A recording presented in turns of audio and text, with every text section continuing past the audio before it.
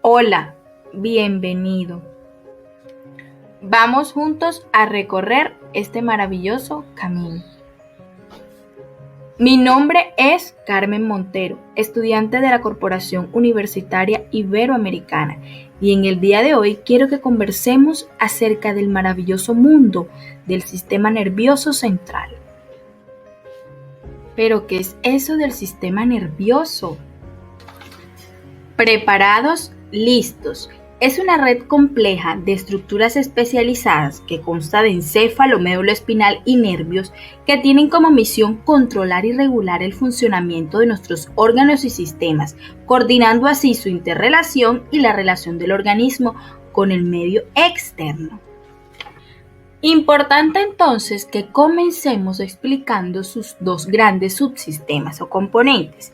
El primero corresponde al sistema nervioso central compuesto por encéfalo y médula espinal, y el segundo, sistema nervioso periférico, dentro del cual se incluyen todos esos tejidos nerviosos situados por fuera del sistema nervioso central, como lo veremos. Y bien, en esta imagen podemos observar una representación gráfica un poco más precisa frente a la localización o ubicación del sistema nervioso central y del sistema nervioso periférico. Por ahora lo que nos compete estudiar es el sistema nervioso central. Más adelante hablaremos del sistema nervioso periférico.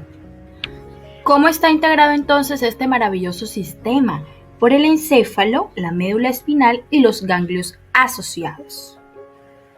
Oh, importante, también es la fuente de nuestros pensamientos, emociones y recuerdos. Tras integrar la información a través de funciones motoras que viajan por nervios del sistema periférico, ejecuta una respuesta adecuada.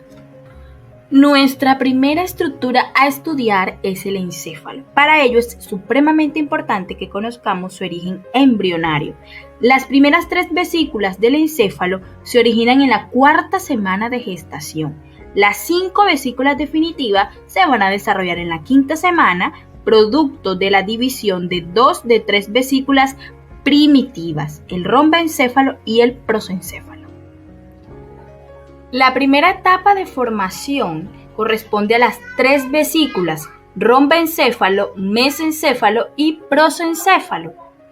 Posteriormente ya tendremos la segunda etapa de las 5 vesículas definitivas. El prosencéfalo va a dar pie a la formación del diencéfalo, a su vez del tálamo, hipotálamo, subtálamo, epitálamo y tercer ventrículo. Y el telencéfalo, a su vez, a los hemisferios cerebrales. El mesencéfalo va a dar origen al pedúnculo cerebral y a los 4 colículos que se dividen en 2 superiores relacionados con la visión y 2 inferiores con la audición.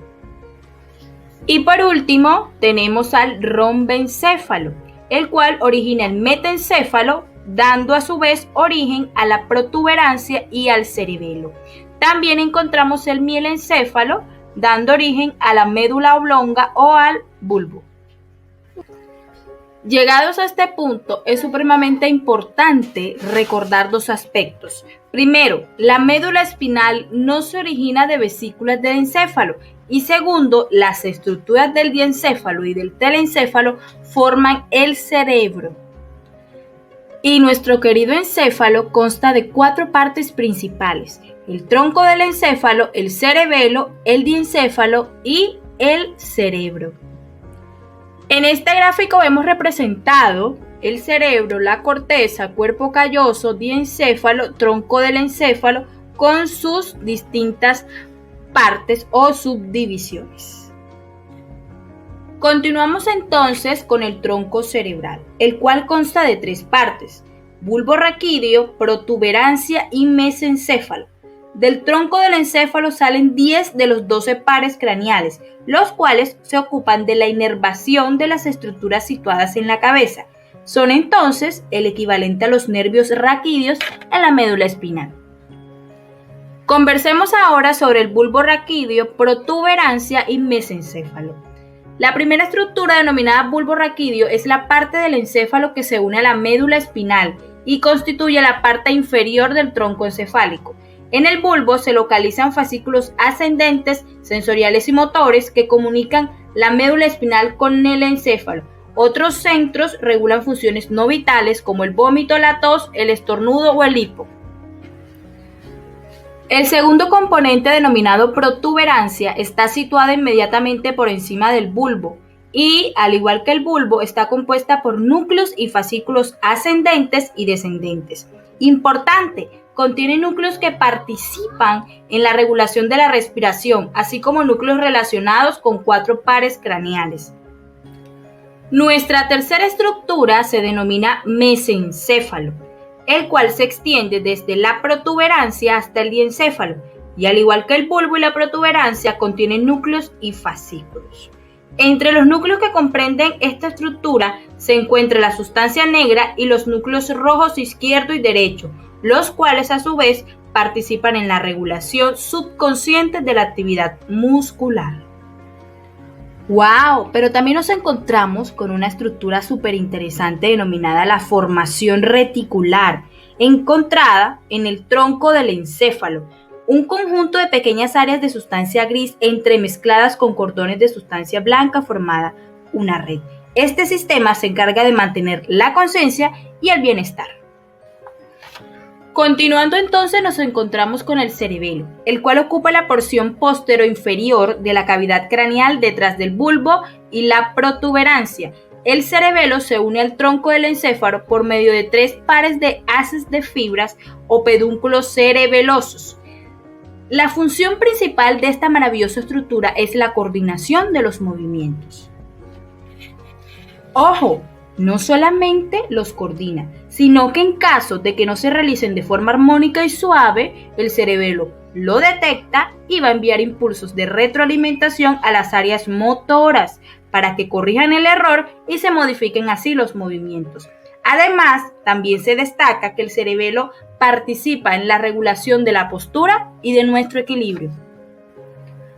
¡Oh, sorpresa! Continuando, nos encontramos ahora con el diencéfalo, situado en el tronco del encéfalo y el cerebro, el cual consta de 2 partes principales, tálamo e hipotálamo. El tálamo consiste en 2 masas simétricas de sustancia gris, organizadas en diversos núcleos. Además, el tálamo desempeña una función absolutamente esencial en la conciencia y adquisición de conocimientos, lo que denominamos normalmente cognición, así como en el control de las emociones y la memoria. De igual manera participa en el control de acciones motoras voluntarias y al despertar. Continuamos entonces con el hipotálamo, el cual controla muchas actividades corporales que ya veremos a continuación y es uno de los principales reguladores de la homeostasis. Las principales funciones del hipotálamo son: regulación de la hipófisis. Sí, señores, el hipotálamo regula la secreción de las hormonas de la hipófisis anterior a través de las hormonas reguladoras hipotalámicas. Además, axones de los núcleos supraóptico y paraventricular hipotalámicos llegan a la hipófisis posterior. Regulación de la ingestión de bebidas y alimentos. Interesante, ¿verdad? Forman parte del hipotálamo el centro de la alimentación, el cual controla la sensación de hambre y de saciedad, y el centro de la sed, el cual se estimula ante cambios en la presión osmótica del espacio extracelular. Y por último está la regulación de ritmos circadianos y del estado de conciencia. Nuestro amigo hipotálamo regula los hábitos de sueño y vigilia estableciendo un ritmo circadiano. Y sí, esta maravillosa estructura que ven reflejada en la ilustración es nuestro cerebro, el cual forma la mayor parte del encéfalo y se apoya en el diencéfalo y el tronco del encéfalo. Consta de la corteza cerebral, que es una capa superficial de sustancia gris, la sustancia blanca subyacente a la corteza cerebral y los núcleos estriados situados en la profundidad de la sustancia blanca. Y es que en definitiva, nuestro cerebro es la cuna de la inteligencia que permite a los seres humanos leer, escribir, hablar, realizar cálculos, planear el futuro e incluso imaginar y fantasear con lo que no ha existido. La superficie de nuestra corteza cerebral está llena de numerosos pliegues, como lo observamos en la ilustración, que reciben el nombre de circunvoluciones. Las depresiones más profundas entre esos pliegues se van a denominar cisuras y las menos profundas surcos.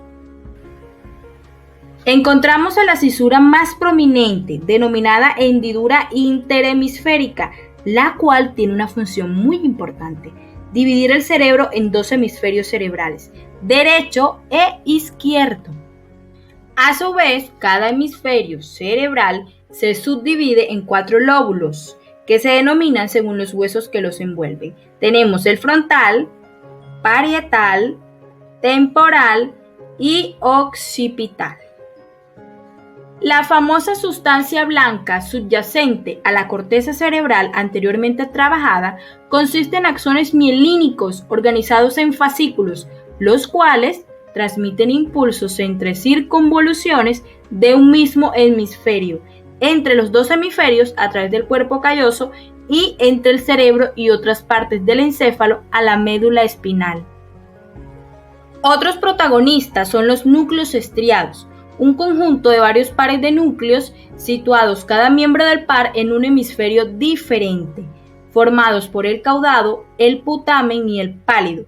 Desde un punto de vista funcional, participan en el control de la función motora. Y llegamos a un punto supremamente importante, correspondiente a las áreas funcionales de la corteza cerebral, y es que las funciones del cerebro son numerosas y complejas. En general, el córtex se divide en 3 grandes tipos de áreas funcionales: áreas sensoriales, áreas motoras y áreas de asociación. Área somatosensorial primaria, localizada en la circunvolución parietal ascendente, detrás de la cisura central. Cada punto en el área capta sensaciones de una parte específica del cuerpo, el cual está representado espacialmente por completo en ella. Área visual. Se localiza en la cara medial del lóbulo occipital y recibe impulsos que transmiten información visual, como forma, color, movimiento de los estímulos visuales. Área auditiva, localizada en el lóbulo temporal e interpreta características básicas como tonalidad y ritmo. Y finalizamos con nuestras 2 últimas áreas sensoriales.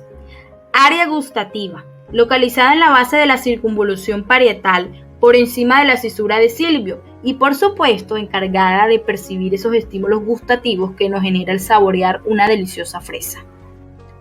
El área olfatoria se localiza en la cara medial del lóbulo temporal y recibe impulsos relacionados con la olfacción.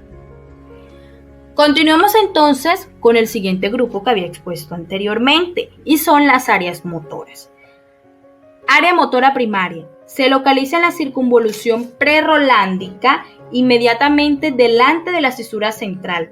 Cada región de esta área va a controlar la contracción voluntaria, ojo aquí, de músculos o grupos musculares específicos. ¿Y quién no ha escuchado sobre el famoso área de Broca, localizada en uno de los lóbulos frontales, el izquierdo en la mayoría de las personas, en un plano superior a la cisura de Silvio? Controla el movimiento de los músculos necesarios para hablar y articular correctamente los sonidos. Y nuestra tercera y última división dentro de las áreas funcionales de la corteza cerebral consiste en las áreas de asociación. Comprende algunas áreas tanto motoras como sensoriales, además de grandes áreas en la cara lateral de los lóbulos occipital, parietal y temporal, así como en el lóbulo frontal por delante de las áreas motoras. Tenemos el área de asociación somatosensorial. Su función es integrar e interpretar las sensaciones. Por ejemplo, cuando determinamos la forma y textura de un objeto sin verlo. Área de asociación visual. Su función es reconocer y evaluar todo lo que se observa. Área de asociación auditiva.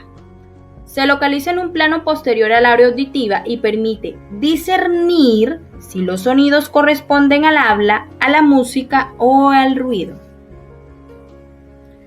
Área de Wernicke, localizada en la región frontera entre los lóbulos temporal y parietal. Su función es integrar e interpretar el significado del habla y el contenido emocional del lenguaje, la famosa prosodia, ¿verdad? Área promotora, localizada inmediatamente por delante del área motora primaria y va a permitir la ejecución de actividades motoras de carácter complejo y secuencial. Por ejemplo, cuando colocamos una carta dentro de un sobre, esta área está trabajando arduamente. Y para finalizar, por último y no menos importante, el área frontal del campo visual. Regula los movimientos visuales voluntarios de seguimiento. Cuando leemos una frase, la estamos activando. Y en este orden de ideas, vamos a pasar al sistema límbico, el cual se compone de un anillo de estructuras que rodea la parte superior del tronco encefálico y el cuerpo calloso. ¿Cuál es su función principal? Controlar emociones como el dolor, placer, docilidad, afecto e ira. Por ello recibe el nombre de cerebro o encéfalo emocional. Un dato supremamente significativo corresponde a la dominancia cerebral, y es que aunque los hemisferios derecho e izquierdo sean razonablemente simétricos, van a existir diferencias funcionales entre ellos, debido a que a pesar que comparten muchas funciones, también se especializan en otras. Por ende, que existe una dominancia del hemisferio izquierdo en el lenguaje hablado y escrito, habilidades numéricas y científicas y el razonamiento.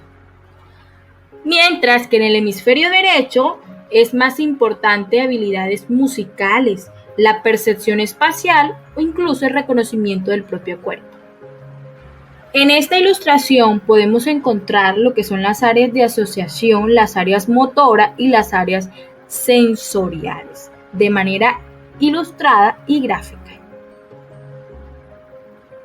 Y luego de abarcar con las diferentes estructuras descritas a nivel anatómico y funcional, podemos proseguir entonces con la médula espinal.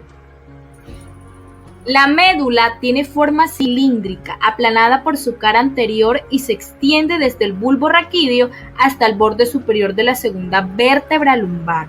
Por su parte inferior acaba en forma de cono, debajo del cual encontramos la cola de caballo, la cual es un conjunto de raíces motoras y sensitivas, tanto lumbares como sacras. Es interesante conocer que en cada lado de la médula espinal la sustancia gris se subdivide en regiones conocidas como astas, las cuales se denominan según su localización en anteriores, en posteriores y en laterales. Las astas anteriores contienen cuerpos de neuronas motoras, las posteriores constan de núcleos sensoriales somáticos y del sistema autónomo, y las astas laterales contienen los cuerpos celulares de las neuronas del sistema autónomo. Bien, y no podían faltar las meninges, y es que el sistema nervioso central, encéfalo y médula, está rodeado por 3 capas de tejido conjuntivo denominado meninges. Hay 3 capas, vamos a conocerlas. Duramadre es la capa más externa y la más fuerte, formada por tejido conjuntivo denso y regular, adherida completamente al hueso.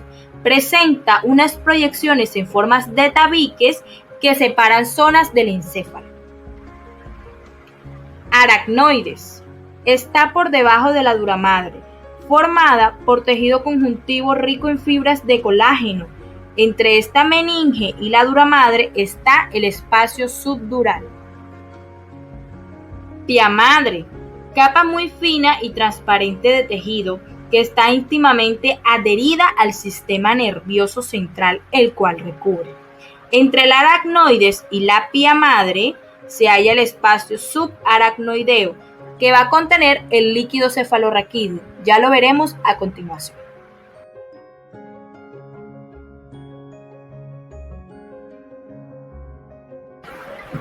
Líquido cefalorraquídeo y sistema ventricular.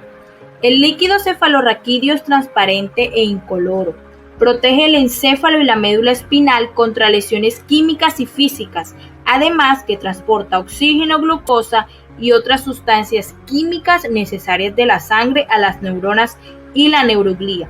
Este líquido se produce en unas estructuras vasculares situadas en las paredes de los ventrículos llamados plexos.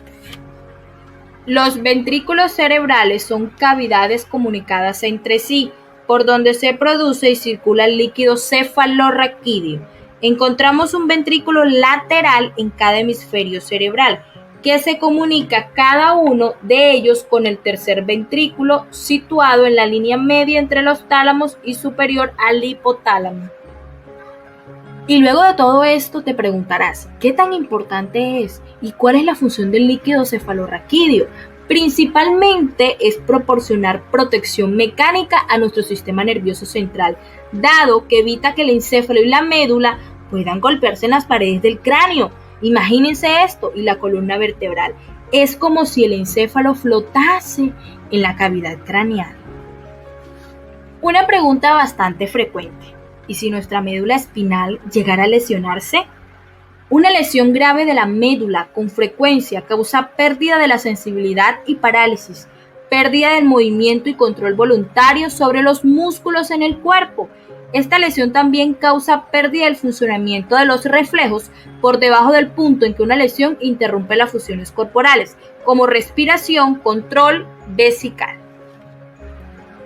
Y a ti que me escuchas, te digo gracias. Te doy las gracias por acompañarme en esta maravillosa travesía de conocer cada estructura, cada rincón del maravilloso y fascinante sistema nervioso central.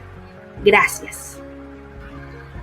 Y como bibliografía principal utilicé Neuroanatomía en esquemas de Ángeles, Anatomía y Fisiología de Thibodeau, Anatomía y Fisiología del Sistema Nervioso Central de Velayos y Elementos Fundamentales del Sistema Nervioso de Waxman.